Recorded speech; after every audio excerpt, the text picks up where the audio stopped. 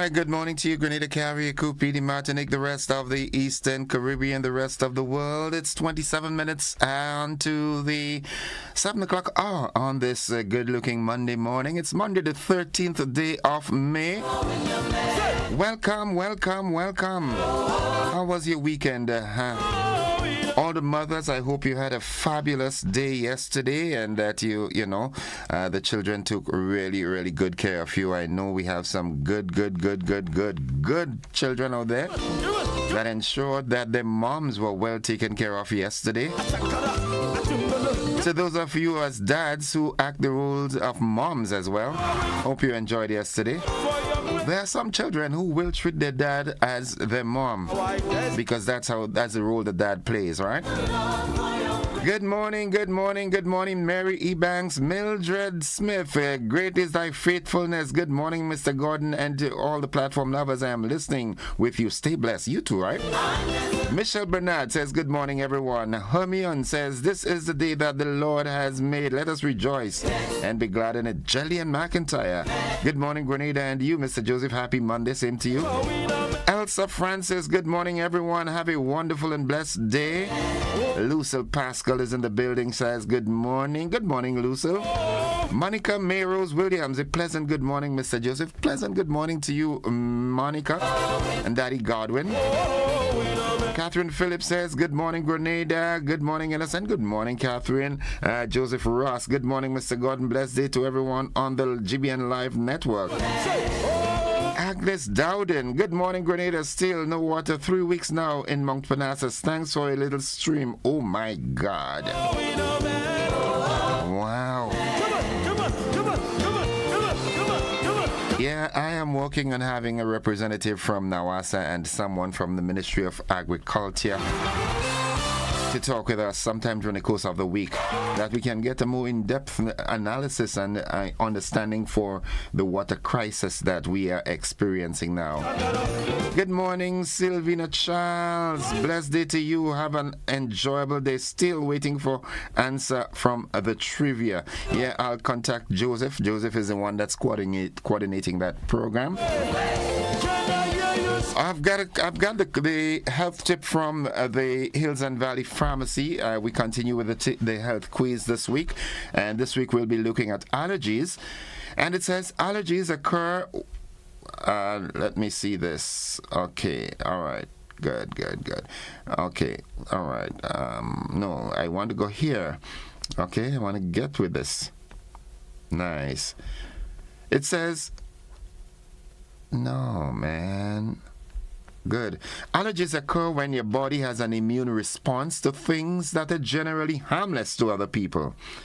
You may be allergic to food like peanuts, soy, shellfish, or eggs, or to non-food allergens like pollen, animal dander, insect bites, or latex.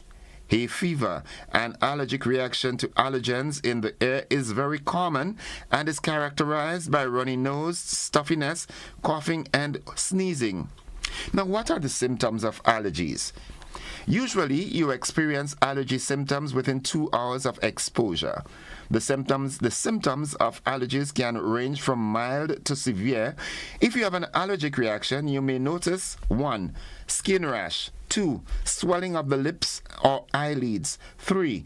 Itching mouth and throat, tongue swelling. 4. Hoarse voice, difficulty swallowing. 5. You may cough, wheeze, or you may have shortness of breath. 6. Abdominal pain, vomiting, and diarrhea. And 7. Lightheadedness or loss of consciousness. Yeah? All right, so those are the symptoms of allergies, all right? And it varies from person to person, okay? So the quiz will be on Friday, if the good Lord spare our lives. And remember, we're looking at allergies this week, all right? Allergies can occur when your body has an immune response to things that are generally harmless to other people. In essence, what might trigger off your allergies, not necessarily triggers off allergies in someone else. Like with me, shellfish, shellfish, it swells up my lip and, I have swells my throat and so forth. Some people have no problems with that. Whereas some people, if they eat peanut or peanut content, Anything that is made from peanut, oof, they're gone. All right. Some are allergic to milk, some are allergic to eggs, but know what your allergies are and, work accordingly with it, okay? I remember sometime last year, or was it earlier this year, I ate some crabs, man, and the next thing I know, I was playing some dominoes, and I just had to leave, just leave, just rush to the hospital, Yeah, I had to rush to the hospital, and then I called back where I was playing the domino and say, listen, I'm on drips in the hospital. Yeah, folks, it's 21 minutes on to 7 o'clock. So that was the Hills and Valley Health Tip for the day. Good morning to the management and staff of Hills and Valley Pharmacies, all the various branches in St. George's and in Carriacou. Good morning, good morning, good morning. Mr. McMeo, good morning to you. How are you? All right, good.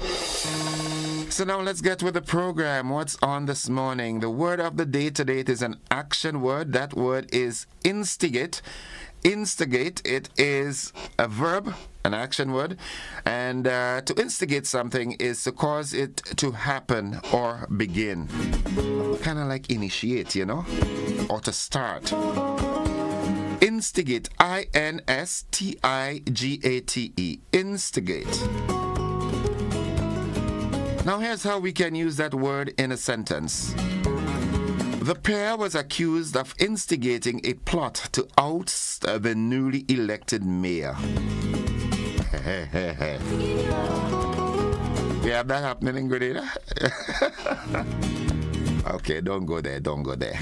Folks, this morning I will be joined by a panelist. We'll be looking at the Constitution and Constitution reform. Dr. Francis Alexis and her team will be with me in studio. One of the doctors will be via Zoom because he's out of state, but we will be having that discussion this morning. Yeah, we're looking at the Marlborough Convention that took place in 1970. Is it 73, somewhere thereabout? Yeah, when they were, looking to put together the Constitution for Grenada's independence that was forthcoming. Yeah. Nice. Instigate, the word of the day. Time to say good morning to Nadisha and the folks inside of Cafe and surrounding areas, the Sandersons. Debbie, good morning to you. Kitty Cat and Ariel. Yeah, I hope Ariel. Yeah, I hope I have the name right. Good morning, Alwyn. The folks inside of Mama Can. Munich, good morning. Petlin and family, good morning to the Maxweens. Brooklyn, good morning. Urban Mason, good morning. Joseph Harford, good morning. Branny, good morning. Eric Galba Taylor, good morning. Mitchell. Yeah, Mitchell. Morning. All the wonderful folks inside of St. Andrew. Once again, good morning to the family of Rose and the people in the Chocolate City. Good morning. Mount Agnes and surrounding areas, Red Bull and Esther and Festus and family, troublesome Festus, I may add. Yeah, good morning to Eggies and Pekka and all the guys. Culture, good morning. The thought of the day, never stop doing your best just because someone doesn't give you credit. Yeah. Excellence is a personal thing. Be better than you were yesterday. People are not to give you credit for that. The world today is not that, Oh my goodness. 18 minutes on to 7 o'clock. Buzzing. Reports of fatal shooting in Grenada on Mother's Day. Yeah. One man dead and the other hospitalized. Okay. The Royal Grenada Police Force is investigating 2 separate shooting incidents which occurred in frequency. No, that's not the one I'm looking for. No. Right. That's not what I'm looking for. That shooting that I'm talking about took place. It is alleged that it took place in Saigon. Yeah. And also it is reported that there has been another shooting, drive-by shooting in St. Andrew. Hopefully we'll have more on these developing stories. Also, else so buzzing this morning? What else? What else is buzzing, man? Let's see. All right, a woman charged for wantonly setting fires. The police and the Ministry of Agriculture, they are very serious about the no-burn policy and non-burn policy. All right, so be careful. Okay, don't burn. All right, outside is too dry. Water, there's a scarcity, so no burning. Okay, good. In the region, former Guyanese finance minister sues the state over wrongful prosecution. Internationally, the first patient to get gene-edited pig kidney transplant, that person died. And in sports, we have that Anderson Peters, he placed third in the men's javelin and the Doha Diamond League. We've got we'll get more on that during the newscast. Visha Herrera, good morning from Havana, Cuba. Okay, good morning, Cuba. How do you do? Oswald Pele Dabo, good morning. Happy Thanksgiving to you, all right? Dale Nyack Thomas, good morning, watching from New York. Sylvina Charles, my allergies, any medication I use with honey, it makes me feel bad as if I'm going to pass out. It make you feel bad, it make you feel you could beat somebody, right? Anika Reese says, good morning to everyone who the mothers enjoy their Mother's Day yesterday. Oswin Lewis, good morning, my friends in Grenada. Good morning, Oswin. Valerie Farry, good morning. How do you do? And the family, the entire family, good morning. Kashi and the children, yeah. Lydia Cameron says, good morning. Cheryl Silly, good morning, beautiful people. Have a wonderful and blessed day. Folks, we've got to take that break. We've got the AM edition of News, Sports, and the Weather forthcoming. Those of you who are on the television platform, we've got a rebroadcast of Friday evening's news. Just before I go, morning, Mr. Joseph, God is coming soon. People must repent and turn to God before it's too late. Yeah, that's a good advice. See you on the flip side of 7, folks.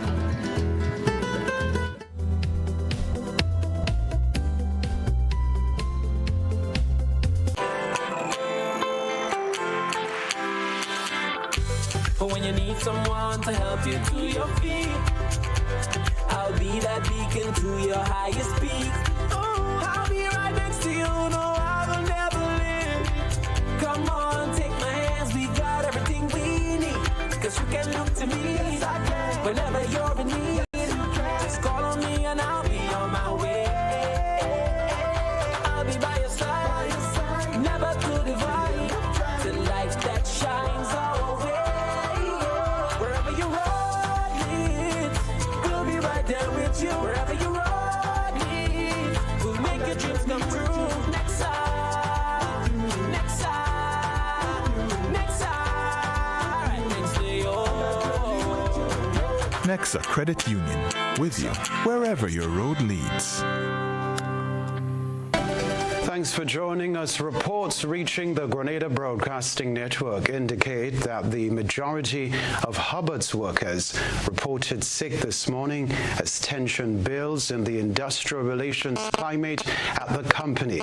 My colleague Rena Pitt Thomas has this report. Reports indicated that a majority of Jonas Brong and Hubbard's workers opted to call in sick on Friday, citing grievances related to the alleged move by stakeholders of the company to change the long-standing profit-sharing arrangement. The news team was informed that only the handful of contract workers and cleaners reported to work at all Hubbard's business outlets, hindering the smooth operation of the company. At the May Day celebration in St. Patrick's last Wednesday, George Mason, former president of the Commercial and Industrial Workers Union, disclosed ongoing mediation and conciliation talks between the union and Hubbard's under the guidance of the Ministry of Labour. Mason and the entrenched deadlock concerning profit sharing indicated a lack of movement from either side. Mason also revealed that Hubbard's had conducted a survey of 9 local enterprises to benchmark wage rates. Surprisingly, the study unveiled that some employees were being paid below market market standards.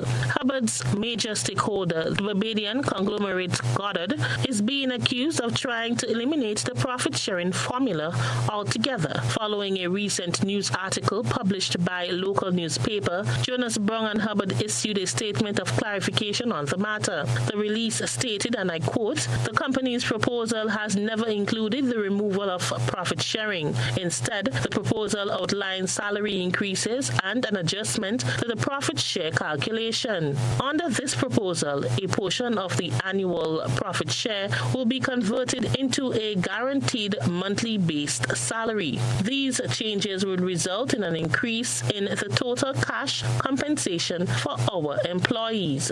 There has been no attempts by the company, nor the majority shareholders, to remove the profit-sharing clause. During negotiations, a draft version of the proposed amended profit share clause was sent to the union, clearly demonstrating the company's intention for the profit share clause to remain in the collective bargaining agreement. In our ongoing negotiations covering February 1st, 2023 to January 31st, 2025, Hubbard's proposes a 19% increase in basis salaries, along with an amendment to the profit share calculation. Additionally, the company has voluntarily committed to restoring employees' pension loss during the 2008 CLICO crisis through a phased implementation. Furthermore, the company plans to invest millions of dollars into the local economy, reaffirming its strong commitment to Grenada's community. Following today's sick-out, both the company and employees' representatives are expected to engage in dialogue to address the underlying concerns and find a mutually acceptable solution. Rena P. Thomas, GBN News. The Caribbean Climate Outlook Forum, CARICOF, based in Barbados, is anticipating near-record heat persisting until October, especially intensifying in August and September. Beverly Telesford reports. Its latest heat outlook for May to October provides insights into the upcoming 3 to 6 months' weather. During May to July, the early phase of the Caribbean heat season, the forecast indicates significantly higher than usual temperatures, accompanied by intense daytime and nighttime heat, with humidity steadily rising from June to September.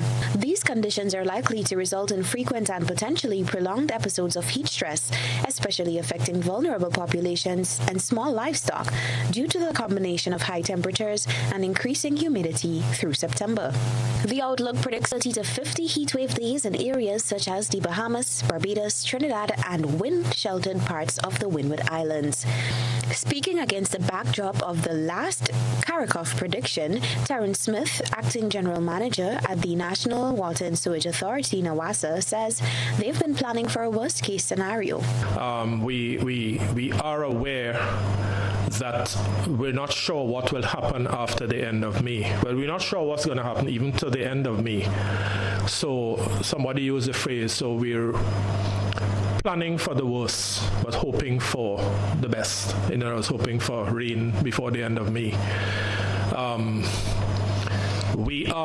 So it's difficult to answer that question accurately, but we are taking steps to engage with NADMA, because we did discuss, frankly, we have to assume that it would be very dry for an indeterminate period going forward. So we will be engaging with NADMA. We plan to engage with the Royal Grenada Police Force, with the fire department, but we will probably try to do that through the NADMA framework. Yeah. Smith said NWASA used the CARICOF prediction for its dry season preparations. We're aware of the prediction that was issued in I think it was late February, early March, for the period March, April, and May to the end of May 2024. And in that prediction, Grenada actually was not included in a drought watch or a drought warning. In fact, that prediction indicated a 50% chance that Grenada would have a normal dry season.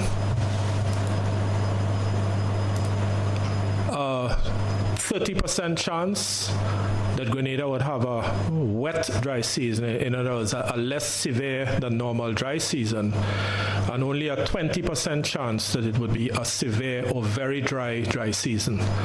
So that is the basis that we use in updating our dry season response plan and so forth. Additionally, at least 30 heatwave days are expected in the Bahamas, Barbados, Belize, Dominica, Martinique, St. Lucia, and Trinidad.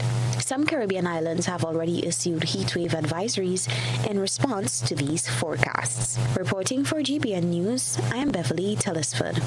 Other news, primary school students across the island are gearing up to take the Caribbean Primary Exit Assessment External Examination 2024. Here's the report. Caribbean Primary Exit Assessment, the CPEA, is a mere 4 days away. The Ministry of Education says the final component of the CPEA is scheduled for Wednesday, May 15th and Thursday, May 16th. 1,707 students, comprising of 845 males and 862 females, are registered for the assessment from 72 schools across the island.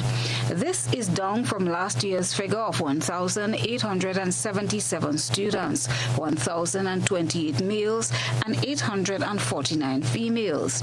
Students from 21 schools across Grenada will be sitting the examination through e-testing online. The CPA external assessment for 2024 commences at 9 a.m. and will be conducted in 59 centers throughout Grenada, Carriacou, and Petit Martinique. It is anticipated that all students will finish the examination at 12:15 p.m. each day. Primary school students who are 11 years old or will be 11 years by September 1st, 2024 are eligible to write the exam. The external examination will consist of 4 multiple-choice papers in the following areas: mathematics, 50 items, language arts, 50 items, science, 50 items, and social studies, 50 items. The Ministry of Education notes that in 2024, only the top 200 students will be awarded their first choice, subject to the availability of space. Also, students will not be ranked.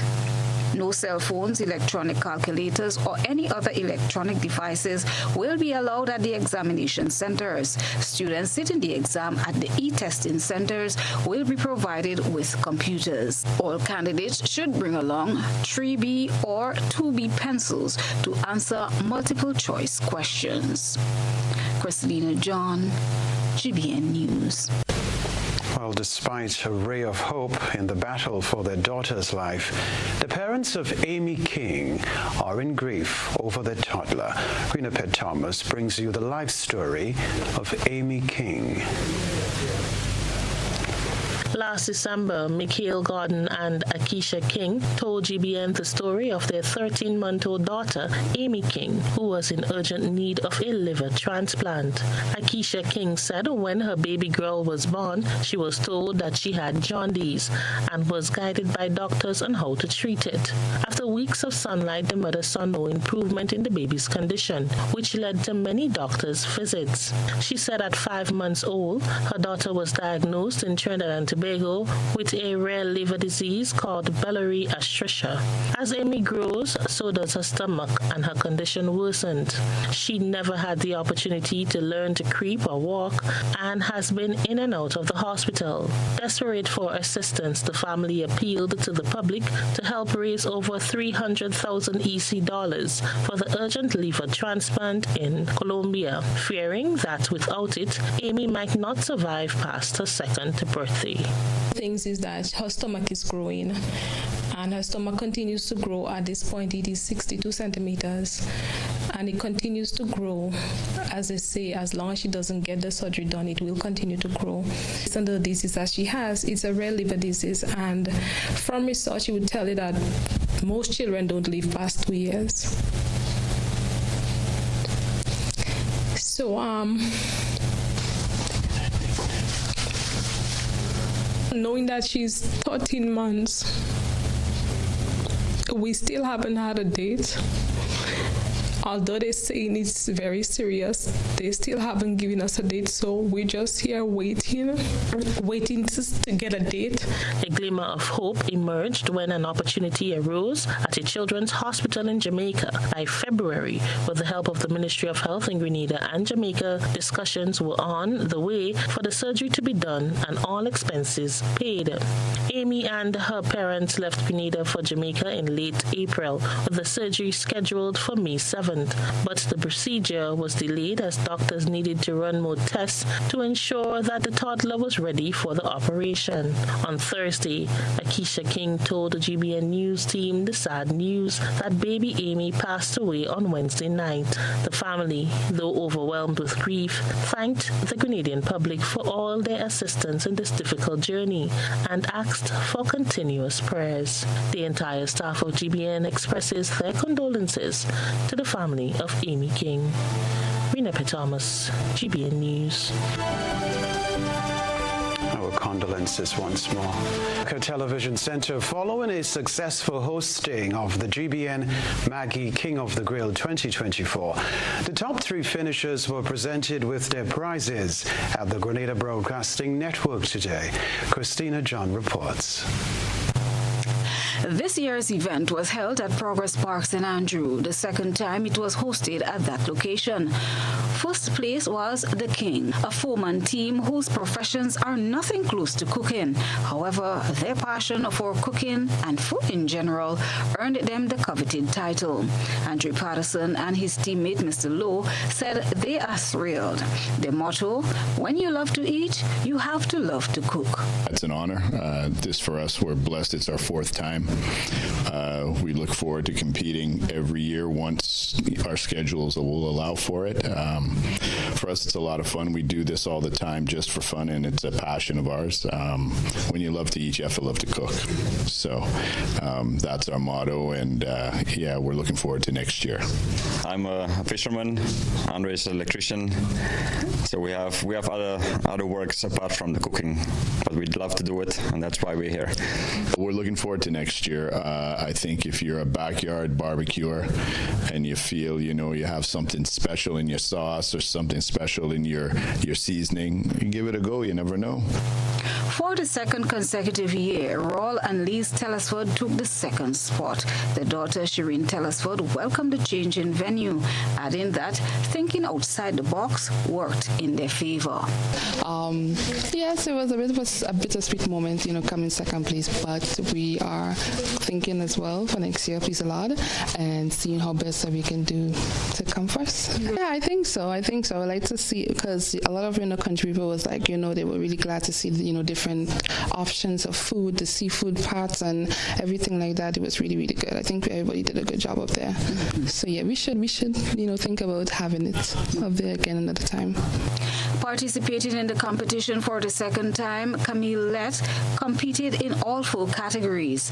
Lett shared this suggestion and expressed the hope that organizers will give it some thought for next year's event. Hectic, but it prepares you for maybe, say, if you want to go into business and so you have to budget and prepare, make sure that everything is organized for the day. So it's really good for persons that want to maybe start a business or maybe, want experience in having a business. It's kind of, especially in the food industry, does prepare you. So, it helps with you being creative, also being able to please different individuals, because when you doing events like these, you meet persons with different tastes, different palates, so it helps you to build on yourself, your confidence. It will be good if it's taken to different parishes, because it will give persons within the different parishes the ability to experience the event. Maybe have it that maybe each parish they can maybe have, based on the parish, maybe for some parishes they have crayfish and different things. Maybe have different parishes have things that they have being used for the competition. Title sponsor for King of the Grill for the past decade is Bryden and Miners, Maggie. Marketing manager Pianki Dr. Saint said they're satisfied with the outcome of the event and look forward to continued support. This year was definitely something that I found to be quite interesting, because with the change of venue from Montrouge to Progress Park, we weren't exactly sure what to expect, and I was very happy with not only the turnout and the setup, but also the participation from the audience, as well as the showcase every year put on by the grillers. So it was a great success in my opinion.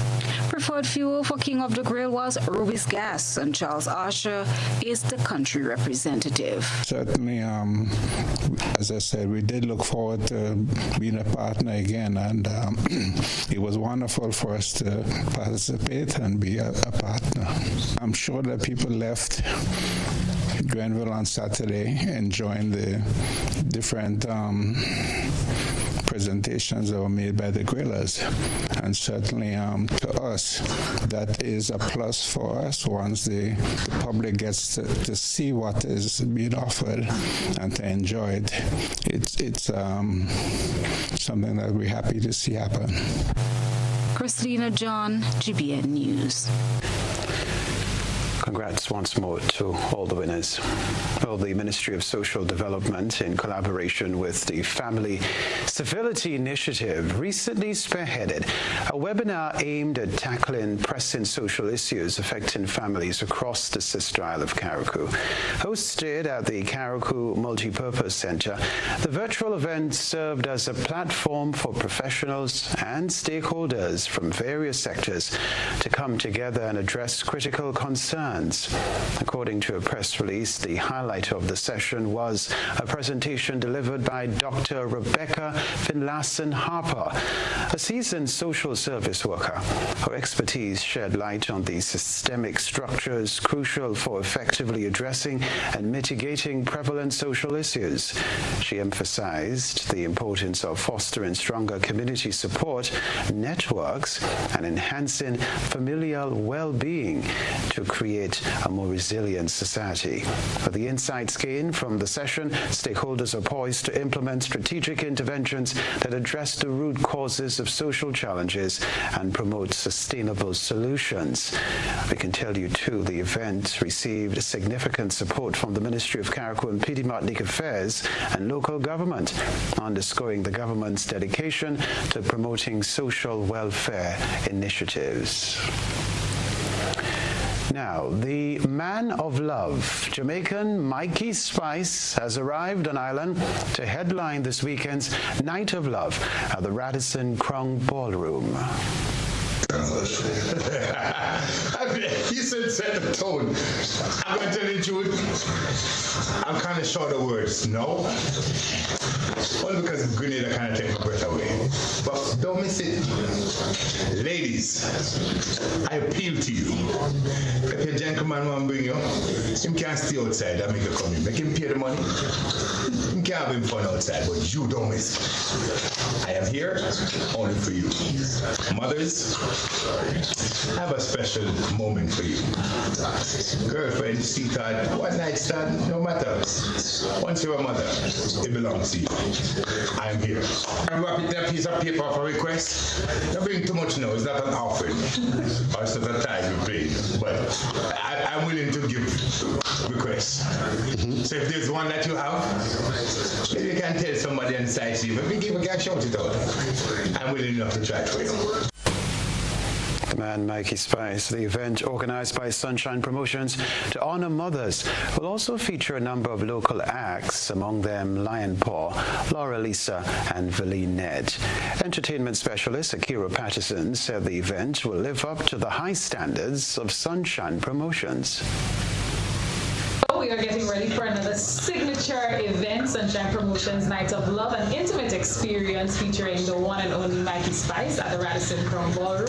We're also going to have Denison Lion Paw, Andrew, Laura Lisa, as well as Valine Ned, live in concert alongside Mikey Spice. So all people have to do is just make sure that you have your tickets and that you're on the inside.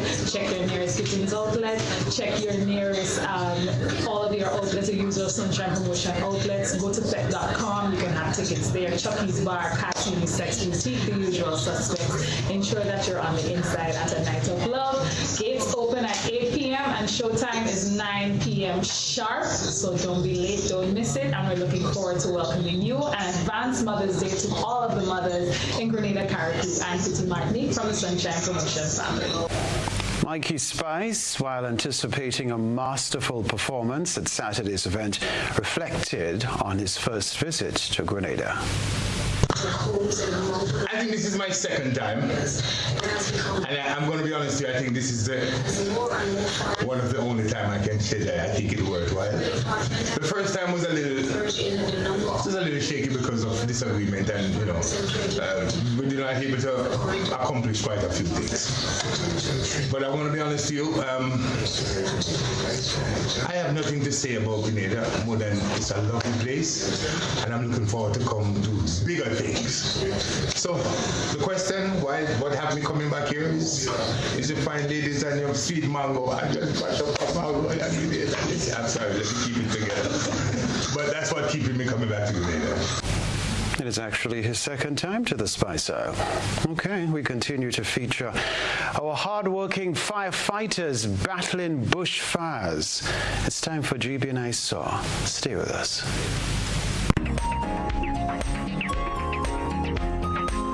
Tonight's citizen journalist submitted coverage of firefighters attempting to put out a blaze in the Tempe-Manconassas area in St. George. He sought to highlight the dangers of bushfires, especially during the dry season and a period of drought. The fire department has been battling a number of fires during the past week, with some happening simultaneously and putting a strain on resources. This comes amidst water woes being experienced across the country, especially in the south of the island. We thank our citizen journalist, Mr. Marcus, for that submission. Send us your photo and video submissions via WhatsApp at 405-3052 or our other social media platforms.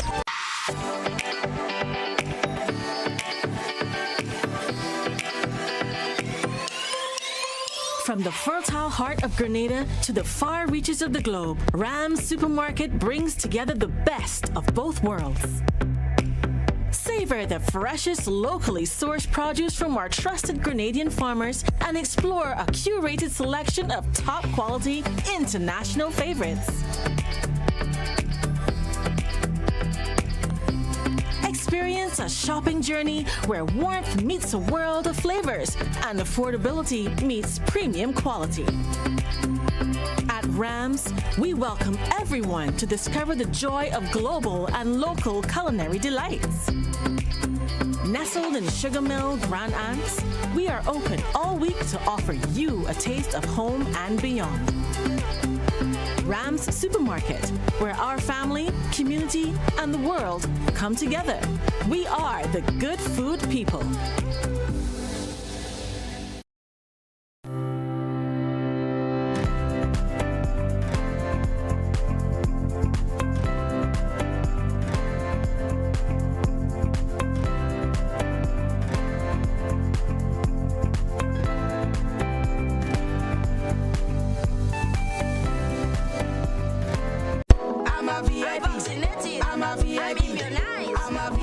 Are you a VIP? Have you taken the necessary steps to safeguard your child's health? Let's get it right. Get your child on their vaccination schedule. Our national protection and coverage is our national priority. Our actions will impact Grenada's health and wellness. Let's make childhood immunization and vaccination number one. I am Senator Jonathan Lacrette, and I am a VIP champion. Let's make all our children VIPs, vaccinated, immunized, and protected. Let's all be VIP champions. A message from the Ministry of Health, Wellness and Religious Affairs, Be a VIP Childhood Vaccination and Immunization Campaign in collaboration with UNICEF and the Pan American Health Organization. Are you looking for a reliable, affordable, and customer-friendly pharmacy?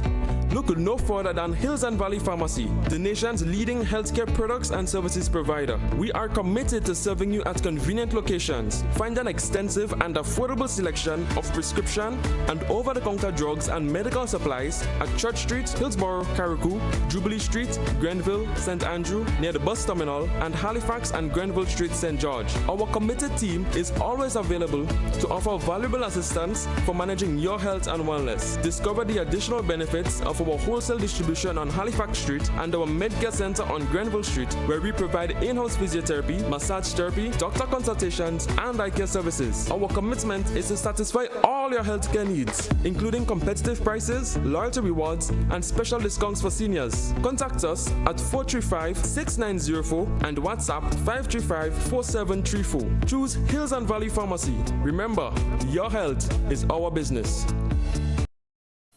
A call to protect our children.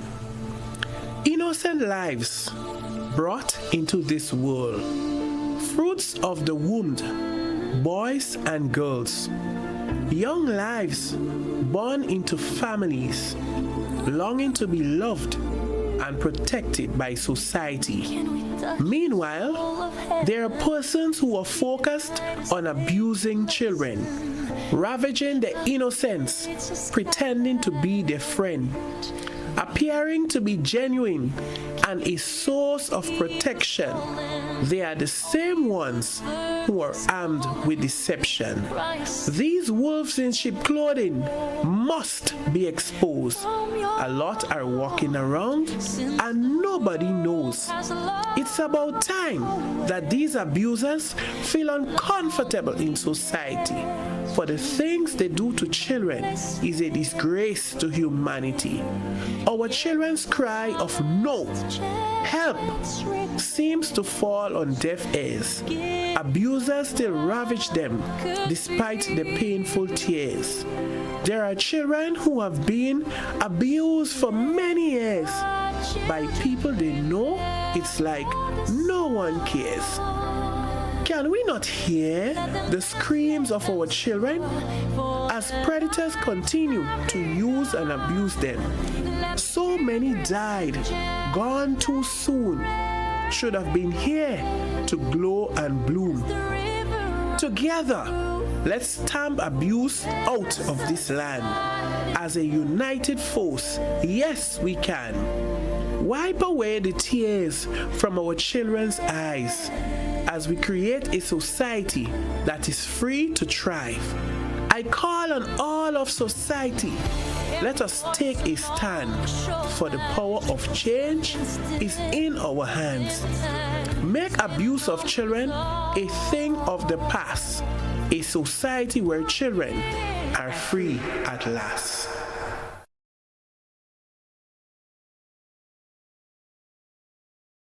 Served Grenada for decades. We are the #1 and largest electrical supplier. Hi, welcome to Sunny Electrical. How may I help? We offer electrical wiring accessories, tools, and appliances for all residential, commercial, and industrial applications, which is what we are known for. And we expanded our products with new innovative ways to modernize your home. New homeowners will be captivated in our lighting showrooms. Some more pendant lights here. These are very multifunctional because they can work for kitchens, living rooms, bedrooms. We have a wide selection of lighting, ranging from indoor to outdoor and solar. We are also available for site visit services to assist you with selecting the perfect light for your forever home. We are located at Dusty Highway in Grenada and St. George. Sudden Electrical. Best value, expert advice, quality products. We hope to see you soon. In our part of the world, we need to be prepared for natural disasters like storms and hurricanes, even outside of the season. I'm sure you'll agree that keeping our loved ones, homes, and businesses safe is important. So, I came up with a few quick tips to help you stay safe. First, make a family disaster plan and ensure that everyone in your household is familiar and comfortable with it. Remember to add batteries and flashlights to your emergency kit. Don't be caught off guard by natural disasters. Prepare now. For more information, visit grenlec.com.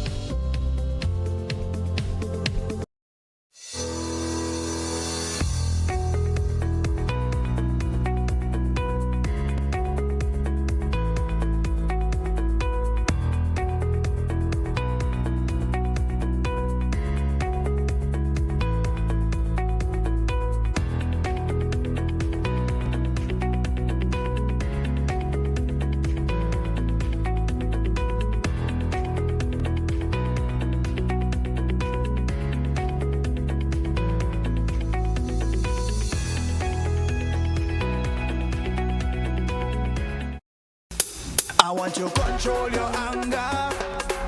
There's a way to feel better. That's one thing to remember. No matter where you are, you can be a star. Stop and take a deep breath and relax yourself. Take another deep breath and relax it, and relax it. Eliminate violence.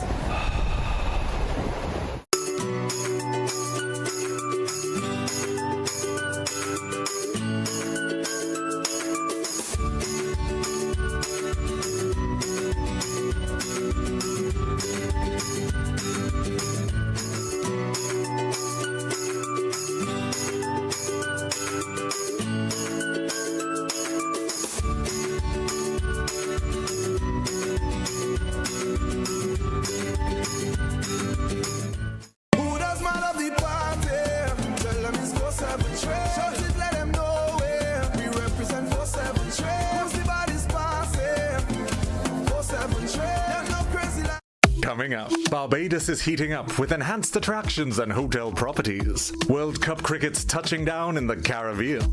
And Trinidad and Tobago is ready in the food department. A year's worth of beaches and more. We're talking about the Antigua and Barbuda experience. The rising stars of the track and the pool. Caribbean Village cricket. There's endless action on and off the field. It's all next on this station.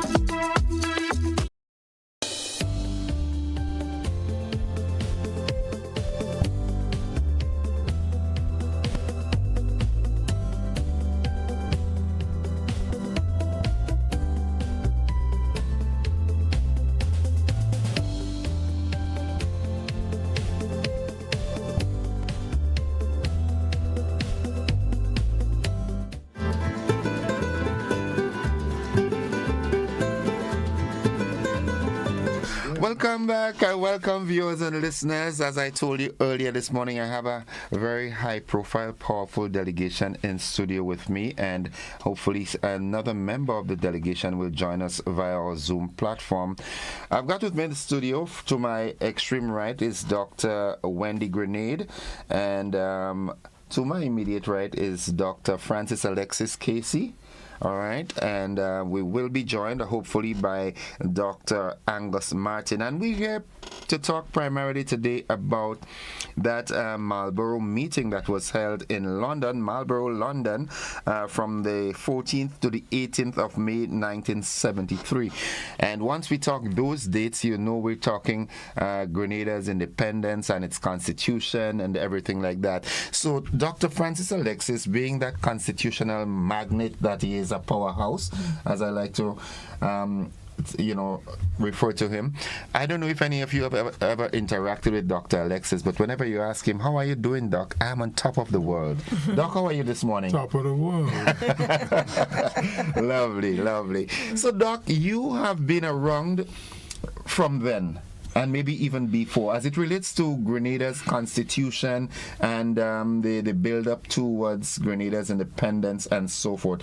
And you have in-depth knowledge as to all the things that were taking place at that time. So could you, in your own way, tell us about that Marlborough meeting that was held in Marlborough, London from the 14th to the 18th of May 1973?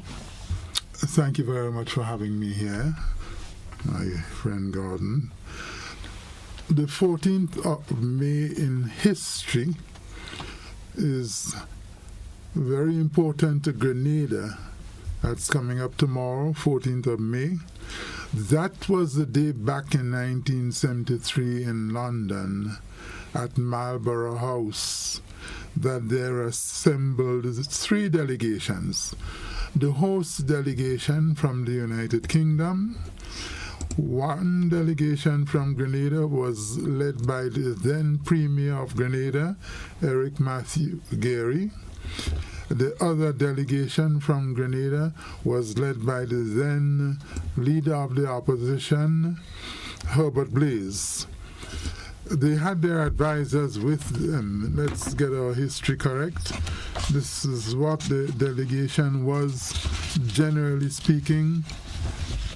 Among others, Mr. Gary had with him George Hostin, a very skilled economist he was, Laurie Wilson, leading public officer, Edward Helliger, who was the main lawyer there on the government side, Nolan Jacobs, another lawyer too, and D.C. Buxo.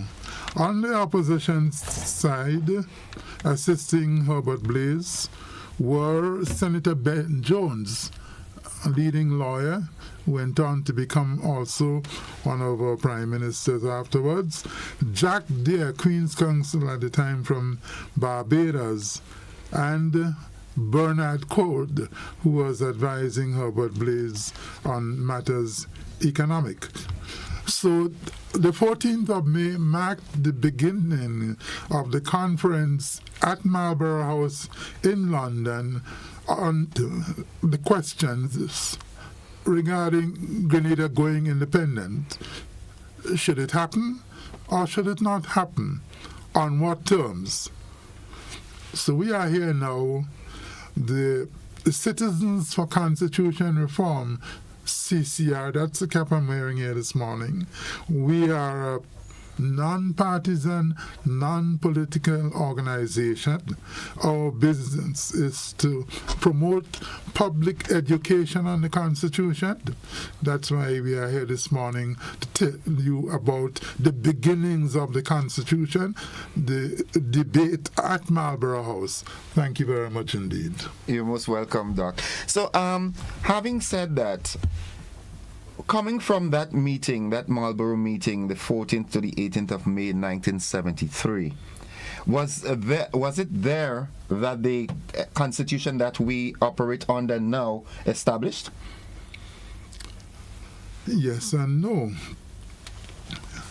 Yes, in the sense that there was, I was going to say, general agreement coming out of the conference that Grenada should go to independence, but that's not entirely correct, because the delegation led by Herbert Blaise was insisting that there should have been a referendum in Grenada on whether Grenada should go to independence, and he was basing that on the circumstance that the then existing associated state constitution of Grenada did indeed provide for a referendum on these matters. The role then of the British was to decide whether to agree with Herbert Blaise or instead to agree with Eric Gairy that the then existing constitution of Grenada also provided that Grenada could go to independence without a referendum.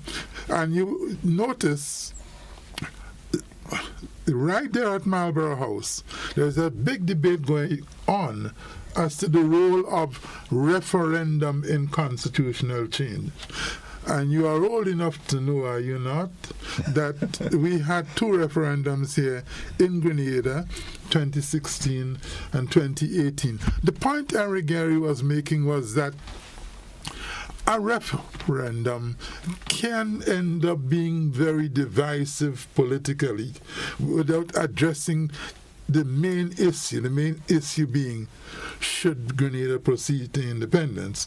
And he was concerned that if you put that to a referendum, the answer you would get might not necessarily reflect the true wishes of the people of Grenada. The British listened to Eric Gairy and they listened to Herbert Blaise. They took time to decide. That's why I'm saying yes and no. They didn't there and then at Marlborough House decide. The conference concluded and the British said, we have heard you, Eric Gairy. We have heard you, Herbert Blaise. We will take time to decide. Sometimes you argue a case in court for long, and then the judge says, I'll take time to decide. Yeah. Good. Yeah. And it was later in the month, at the end of May, that the British ruled as they did. They said they had heard Blaise, they had heard Gairy, and they had given it the best consideration, and they decided that Grenada should proceed to independence on a date to be fixed after that. Okay. All right. Now, Dr. Grenada, I want to bring you into the mix now. Having heard all that Doc has said and your knowledge of that Marlborough meeting, or how you want to refer to it, how has those events then, how are they affecting our Constitution now? Okay. Well, thank you very much for having me, and good morning to your listeners and viewers. It's always a pleasure to be here with Dr. Alexis. Yeah. When we think about our independence and when we think about where we are now, it's always important to reflect. And I must say that I'm wearing two hats as a member of the Citizens for Constitution Reform and also as the chair of the Subcommittee on History, Heritage, Identity and Documentation, which is a subcommittee of the National Independence Committee. And we did promise that we would continue public education. Now, if we recall, the title of the theme for independence this year is One People, One Journey, One Future. And as we think about One People, One Journey, One Future, we have to ask, what type of future do we deserve? What type of economy do we want? What type of society and what type of polity? And in thinking about what type of polity, the Constitution becomes important. How should we be governed? And I think the best gift that perhaps we could give to ourselves in this year as we celebrate and commemorate our 50th anniversary of independence is to complete our independence, because we have some unfinished business with our Constitution. So I'm happy that we are here with a constitutional mind such as Dr. Alexis, trying to help us understand the beginnings. And that Marlborough Conference is very important, because as we think about the journey, we have to ask ourselves, where did it begin? And what were the milestones along the way? And that indeed was a very important milestone, because it helps us understand what were some of the issues that were raised then, and what are some of the issues that still remain as unfinished business today. So I think in answering your question, there's a lot that we still have to do in terms of constitutional reform. And this is an opportunity in the year of our independence to perhaps learn the lessons from 2016 and 2018 and go in a more piecemeal way. Not biting off more than we can chew. Right. But looking at the Constitution and asking, what are some of the low-hanging fruits ripe fruits at that we can pick away at as we seek to give ourselves that very important gift of completing our independence. And having said that, in your opinion and from your organization's point of view, what would you say will complete this issue of independence for us? Well, there's a lot, and I would think Dr. Alexis would be best placed to answer that. There's a lot that we can do. We have the whole question of our justice system, and how do we ensure that our highest halls of justice not reside outside of us. And I'm sure Dr. Alexis would speak about the oath of allegiance, which I think is the matter that we would want to raise. Very important. Yes. The oath of allegiance. I get it all the time on my programs on mornings. Our so-called constitution and so forth. And it seems it brings that question to mind, that why didn't the constitution reform of 2016 and 2018, why did we get those results? Because it seems to me that Grenadians are passionate about getting away from this king and queen issue. But why did they fail? So, Doc, I want to hear from you on this. As Wendy is pointing out, perhaps there were too many irons in the fire in 2016, less so in 2018. But let's go back to Marlborough House to see what was going on there. We take it for granted now, of course, with the advantage of hindsight, that Grenada should have moved on to independence. But let's go back to Marlborough House. These were some of the issues on the table. One, what should be the composition of the Senate? Should indeed there be a Senate at all? Shouldn't we have a unicameral parliament, one chamber, where elected members sit and senators nominated people sit? The role of the Director of Public Prosecutions. The question of, indeed, should there be provision for referendum? These are some of the issues. Should the presiding officer over constituency boundaries automatically be the speaker? Now, what are we learning from this? What are we taking away from that?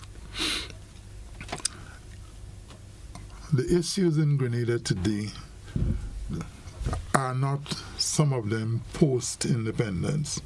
They go back, they hark back to Marlborough House. And indeed, when you talk about independence of a people, to a large extent, you're talking about one word: identity. What is the identity of the people? What is the identity of Grenada? What is the identity of Barbados? What is the identity of Scotland? Every time you hear, from time to time anyhow, the Scotland people are thinking about breaking away from the United Kingdom. So the word is identity. How then, if you are molding your identity, you are going to be taking an oath of allegiance to somebody outside of your identity. You're taking an allegiance today in Grenada to His Majesty King Charles III, his heirs and successors. When you take that oath, you are necessarily looking outward to another identity when you should be promoting your own sense of self-respect, self-confidence, self-awareness. When you take that oath to Grenada, you are showing confidence in Grenada, respect for Grenada. Now, it is interesting that at Marlborough House in May 1973, neither the opposition, the government, or the host UK government did not utter one single word about identity or allegiance. Not a word. Why is that so? Your guess is as good as mine, but my take on it is that it must have been taken for granted on the part of both opposition, government, and the UK that the day would come when we would move away from swearing allegiance to the British monarch. So in no Caribbean country has the section dealing with allegiance been entrenched at the level at which to change it you have to have a referendum. No Caribbean country has ever entrenched in its constitution that you must take an oath to the British monarch. As a matter of fact, most Caribbean countries have moved away from that. Not only that, in several Caribbean constitutions, the oath of allegiance is not included at all. For example, in Dominica, St. Vincent, St. Lucia, the oath is not in the Constitution. What the Constitution says is that the oath of allegiance shall be such as prescribed by law. Any law. It could be an act of parliament. It could be subordinate legislation, a statutory instrument. And some of them, in St. Lucia, they've gone further to say that the cabinet could make an order changing the oath of allegiance. Now, let's look further than that. Let's go back to Marlborough House. Remember, Gordon, I think I'm right, never has it happened before in Grenada that we have gone back to Marlborough House like this.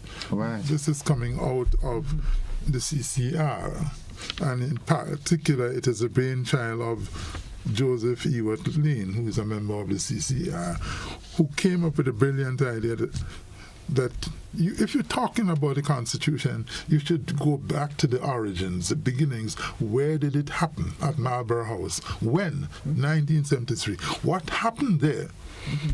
The British said they're setting aside £2.25 million, £2.25 million to enable the government going into independence to plan ahead. Of that, £1 million was a grant. £1.25 million was a loan, interest-free, but loan. And there was a special gift of £100,000. The British were in Grenada since the 1790s, uninterruptedly. They fought to get Grenada. They fought the French, they fought the Amerindians. Grenada meant a lot to them. And what are they giving us when we're going off on independence? They're giving us a loan of £1.25 million, a grant of £1 million, and another £100,000. That recalls 1833. What is happening in 1833? The British are passing an act. It's called the Slavery Abolition Act. They are abolishing slavery throughout the British Commonwealth, the empire at the time. They are setting aside £20 million for the former slave owners. Yeah. They're not giving a single cent to the former slaves, those who had been murdered, raped, exploited, made to work from sun up to sundown without a single cent. And they're coming now in 1974. They're giving us 1.25 million as a loan. 1 million. Now, what does that do for your identity, your sense of self-respect? You're going to continue swearing allegiance to people who have done that to you. I'm not here to spread hatred. No, but that's facts. Those are facts. I went to school at Cambridge in England. That's where I did my doctoral studies, and I had a whopping time. I enjoyed myself fully. So I have no personal interest in hating anybody. Let me make that clear. But justice is justice. And you must be able to speak up for justice even when it doesn't concern you personally. So when we talk about reparations today, we are putting together what happened to the Amerindians who were eliminated. We're talking about the loss of ability to speak French. Yeah. We lost that too. We remember that in 1833 what they did to us, and here in 1974. And when we put that all together, we say, as part of constitution reform, to promote our self-dignity and our identity, let us swear allegiance to Grenada. We can't, with conscience and self-respect and dignity, swear allegiance to the British monarch who presided over all of this. And that is our message from Citizens for Constitution Reform, CCR. My learned friend, I'm going to go into your vernacular now, my learned friend. Do you foresee a proposed constitutional reform motion coming anytime soon again? Well, again, Dr. Alexis, as part of the Citizens for Constitutional Reform, of course, we are meeting and we are consulting, and I'm sure we will do it differently than it was done previously. You know, piece by piece, chopping away at the issues that we must deal with as we go forward. So I think public education becomes very important. What we're doing here is very important, because if we ask, is it right that we still swear allegiance, as Dr. Alexis was saying, to the British? What does that mean for who we are and how we define and how we present ourselves to the world? How do we understand linking history with now? And I think public education becomes very important. Learning the lessons from 2016 in particular. Public education, public education, public education. And if we think about what we could do differently to ensure that any process of constitutional reform is not held hostage by raw politics. It's important for a group as ours, Citizens for Constitutional Reform, to be pushing public education, because it means it's a neutral group and we can interface with the Grenadian public without the baggage of partisan politics. Okay. Because I think what happened in 2016 and 2018, such a noble idea as constitutional reform got shut down. Got shut down because of partisan politics. Yeah. We do have a caller on the line. As I said, this is a very pertinent subject area that I do have callers on a regular basis that say, oh, so-called and so-called, because as Doc intimated, that sense of self. Why do we pledge allegiance to? Let's go to the telephone line and take this call. Good morning, caller. Welcome.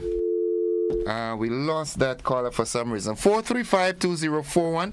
We have a 5-minute window in which we can accommodate some calls. And let's go back to the telephone line and say, good morning, caller. Morning, yes. I appreciate the education. But in terms of, you're talking about the Privy Council. The question arises, a bigger question. Does people have confidence in the Privy Council? Does people have confidence in the Caribbean Court of Justice? And that is one of the main reasons why they fail, because I personally, bad experience, and I'm hearing a lot of people talking about the same thing. Confidence. Do we have confidence? I'm not saying that our judges are not good and they can't make a right decision. But remember, we had one recently with a guy that killed a girl and he got away. And I could list a lot of different things. So, but I agree in terms of you have to see if you're going to have allegiance to your country. But confidence in the system. Everybody know one another. They call in and tell their friend. People probably don't have confidence. And while I appreciate that there must be constitutional review and talk, I think that right now the government is forced and pressed with all kind of problems and in the world, and there's a new people. So probably maybe if they get into office or later on again, maybe they could look about a constitutional reform. But I think it's a good idea, but the government have to get the priorities right. And right now the priorities is the economy. And number three, I don't find when you have these consultations, much people don't turn out, irrespective of who government, they don't turn out. So it's a good idea, but what I'm saying, the terms of confidence, people don't really have confidence in the Caribbean Court of Justice. Okay, caller, we got the gist. I want to make several points in response. One, we are not now talking about constitution reform involving a referendum. That's not on the table at all. So there is no question of raising the issue of CCJ. That is just not on the table at all.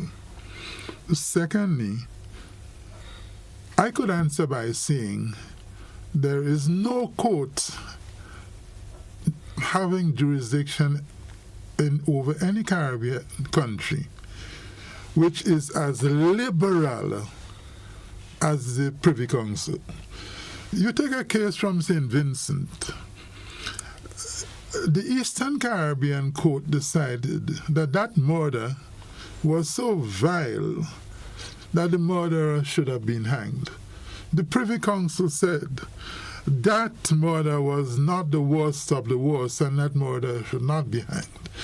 So if you're talking about Privy Council and judging who should hang and who should not hang, you could not get a more conservative court than the Privy Council. But as I said, Gordon, that is not the issue before us now. The single issue before us coming out of Marlborough House for now is should we take allegiance to King Charles III, his heirs and successors, or should we swear allegiance to Grenada?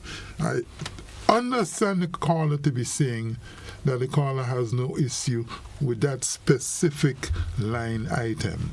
And that is the only line item we are talking about today or going forward in the near future.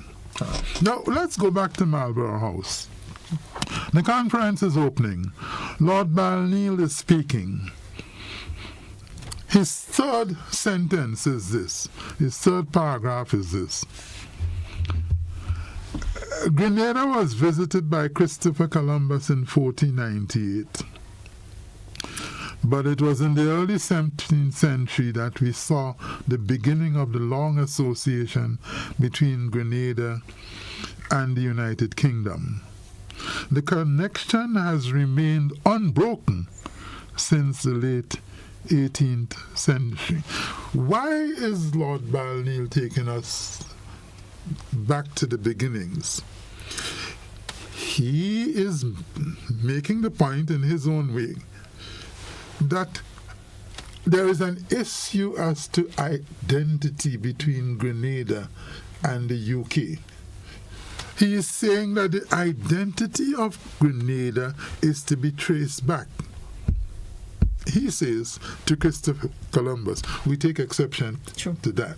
Okay. The identity of Grenada started long before Columbus. Yeah, he didn't discover Grenada. He didn't discover Grenada. No, he met people here. But in his own way, he is talking about the identity. Why do you think the United Kingdom pulled out of Europe a year or 2 years ago or so? Brexit. Yes. What was the issue there? British identity. The British were complaining. They may not have been using the word identity. The British were complaining that as long as they remained in Europe, the British identity was being eclipsed And they had to get out of Europe to let their identity shine forward. That's all we are talking about. When we say in CCR, let us consider the matter of changing allegiance. We are saying the same thing as the British said when they left Europe. We are saying the same thing as the Scots people say when they talk about leaving the United Kingdom. We are talking about promoting our own Grenadian identity, building self-confidence, self-image, self-respect. So I want to assure the caller again, we are not here in CCR talking at this point in time about United Kingdom Privy Council, Caribbean Court of Justice. Caller, that is not on the table. We are talking only about identity and taking an oath of allegiance to going Grenada. Back to Marlborough House, oath of allegiance to Grenada. Okay. As Ajama would say, I love my Grenada. Yeah. We do have a caller on the line. Let's take this call. Good morning, caller. Good morning, Mr. Gordon. Greetings. Welcome. Mr. Citizen Rollo. Good morning, Mr. Alexis. It's a pretty long time I hadn't over, but I'm happy that you're coming around. But this is the man who songs as the President of the Republic of St. Paul. Dr. Alexis, you know this matter is a very interesting one for me. Yes, I know that. I agree to disagree with you, Mr. Alexis, on the matter of this piecemeal approach. It failed the last time and it shall fail again. Dr. Alexis, you know very well that the people of this here country are capable of writing their own constitution. Their own constitution that will begin, I'm assuring you. Whereas we, the people, we, the men and women of Grenada, ...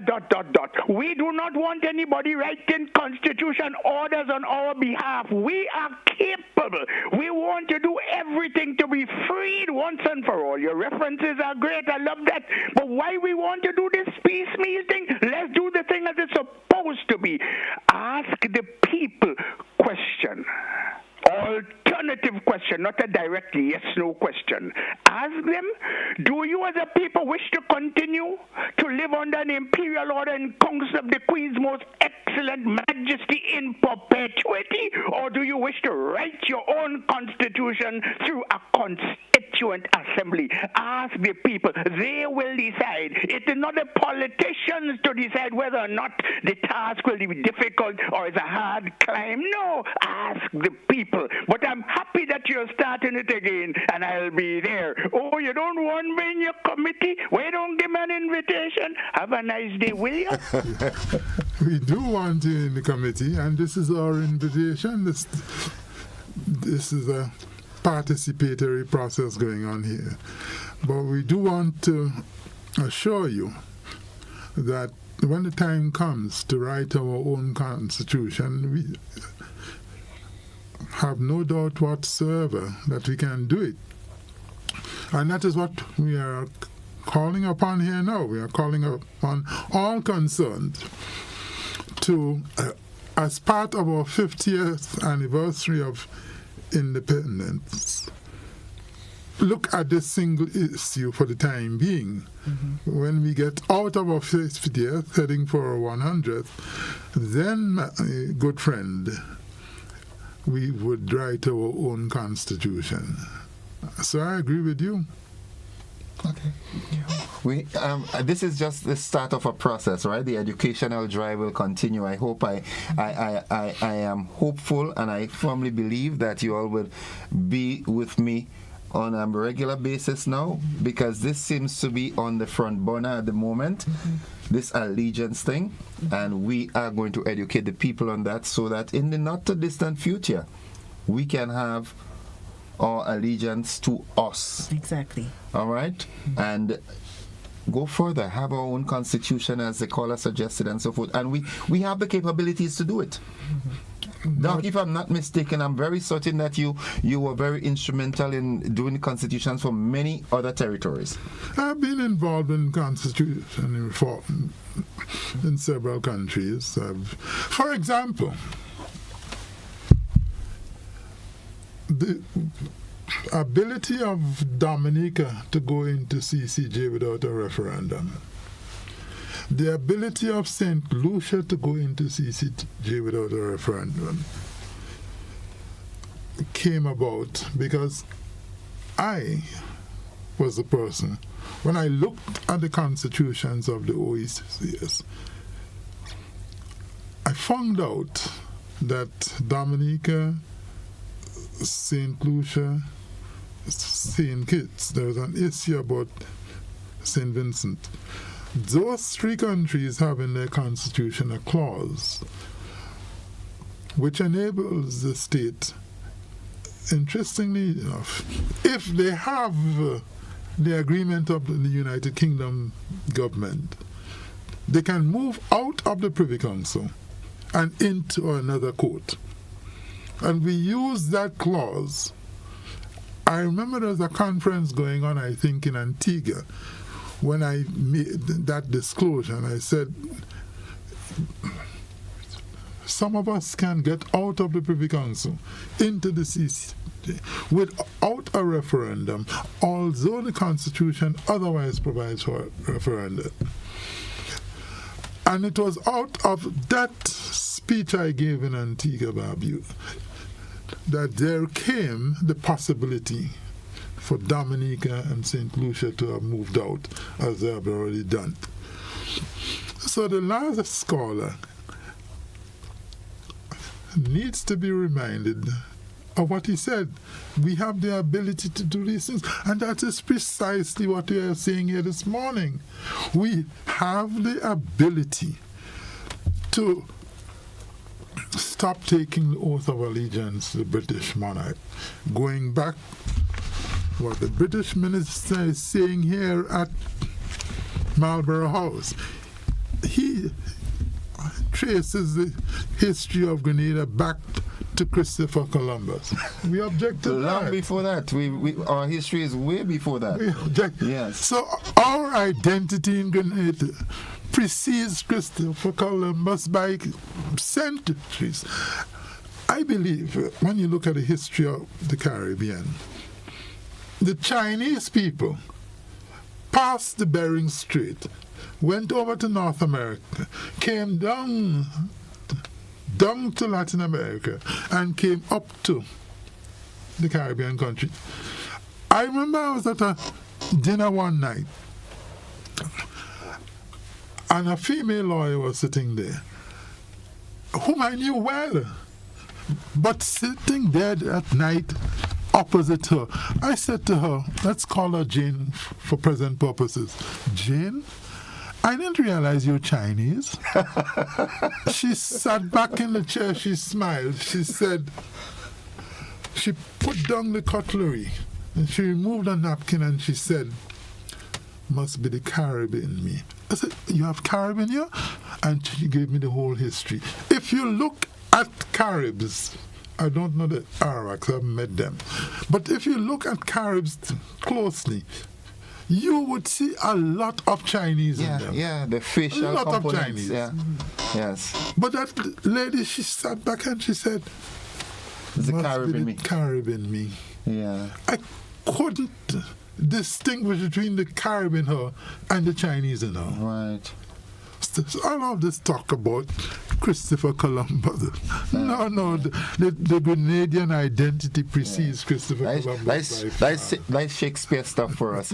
Unfortunately, we've exhausted the time, and as I said, this is the start of a journey, and we will continue. We'll set up a timeline, a timetable, on which we can maybe make it a weekly presentation.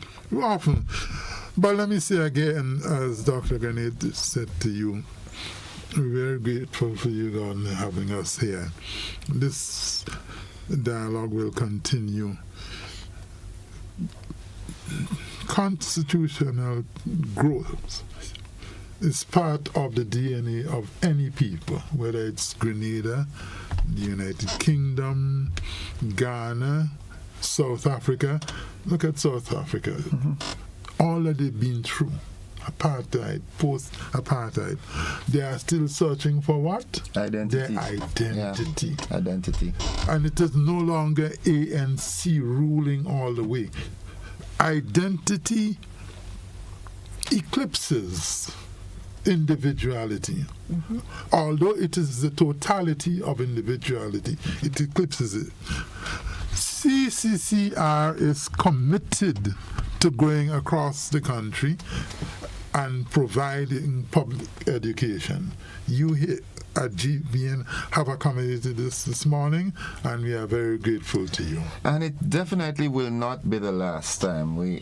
This is what the GBN is all about. It's all about educating the people and being a part of later on down when we can look back and say the process started here. That's what we look forward to. Yes.